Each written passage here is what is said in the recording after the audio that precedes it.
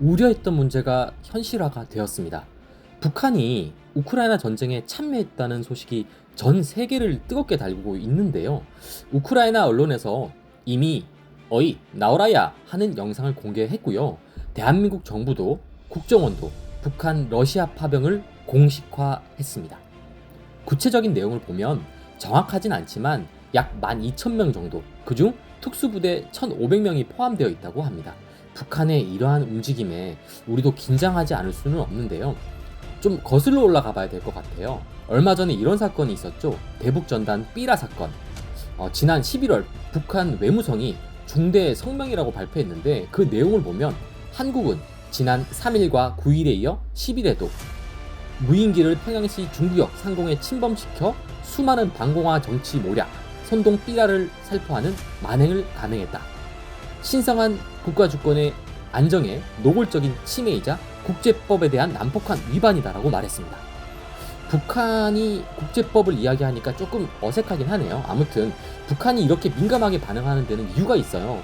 대북전단이 떨어진 곳이 조선노동당 본부 청사 부근, 그리고 김일성 광장 만수대거리에 딱 중간에 떨어진 거예요. 여기가 바로 김정을 집무실 위거든요. 여기를 빙글빙글 돌면서 있었다는 거거든요. 북한의 심장부 한가운데에 야무지게 간 거예요. 이거 진짜 정확하게 저기 보내기 쉽지 않은 일인데, 여러 가지 의미로 북한은 굉장히 자존심도 상하고 굉장히 두려운 상황인 겁니다.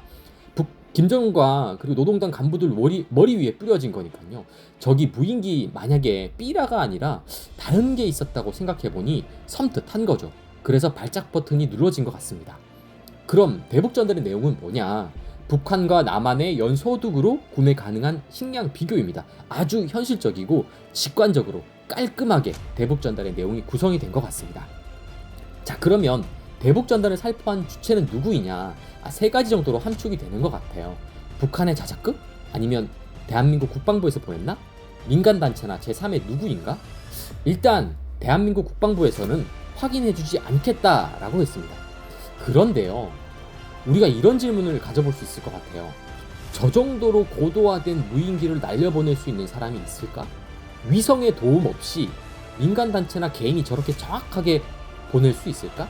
그러면 북한은 자신의 심장부에 무인기가 왔다 갔다 하는 이 자존심 상하는 일을 굳이 구태여 자작극을 만들까?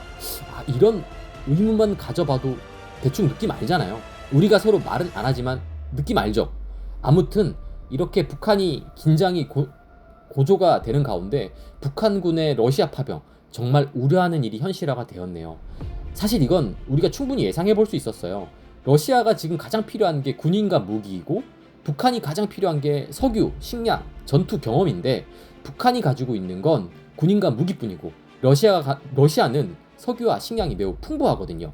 서로의 이해관계가 맞아떨어지니 북한의 파병과 무기 지원은 충분히 예상해 볼 수 있었죠. 그런데 이런 의견도 있습니다. 북한군의 10,000명 파병은 의미 없다는 의견이에요. 전세에 영향을 주지 않는다는 거죠. 러시아군이 하루에 1,000명이 숨지고 있는데 10일이면 다 사라지는 숫자라는 거예요. 그런데 북한군은 쿠르스크에 배치될 확률이 높고, 이곳은 최근 우크라이나가 점령한 러시아 땅이고 여길 다시 러시아가 탈환하는 곳입니다. 이곳에 약 2만 명 정도의 러시아군이 있는데 여기에 북한군 1만 명이면 사실 매우 큰 도움이 되고, 다른 곳에서 러시아가 작전할 수 있게 더 집중할 수 있기 때문에 더 의미가 크다고 보는 거죠. 자, 아무튼 중요한 건 이러한 국제 정세에 앞으로 우리가 위험에 휩싸이는 건 아닐지, 우리가 어떻게 대응해야 될지가 중요하잖아요. 근데 혹시 그거 아세요? 올해 6월 달에 뜬금없이 러시아 푸틴 대통령이 우리한테 이렇게 말했어요. 한국의 우크라이나 무기 미공급에 대해서 우리는 대단히 감사하게 생각한다. 한국과 러시아는 현재 무역과 경제 관계에 있어 부정적인 영향을 받고 있지만 지난 수십 년간 달성한 관계 수준을 부분적으로라도 유지해서 미래에 회복할 수 있길 바란다. 우리는 한국과 협력을 지속할 준비가 되어 있다. 이렇게요. 근데 지금 생각해보니까 약간 북한군 파병에 앞서서 양념을 좀 친 것 같아요. 빌드업을 한 거죠. 야, 한국어 알지? 알잖아. 대충 뭐 그러려니 해. 알지? 우리 서로 피곤하게 하지 말자. 우리 현대차 좋아하는 거 알지? 뭐 전쟁 끝나면 우리 또 신라면하고 도시락 사 먹어야 되니까 알잖아. 눈 감고 있어. 조용히. 콜? 뭐 이런 거예요. 알잖아요, 느낌.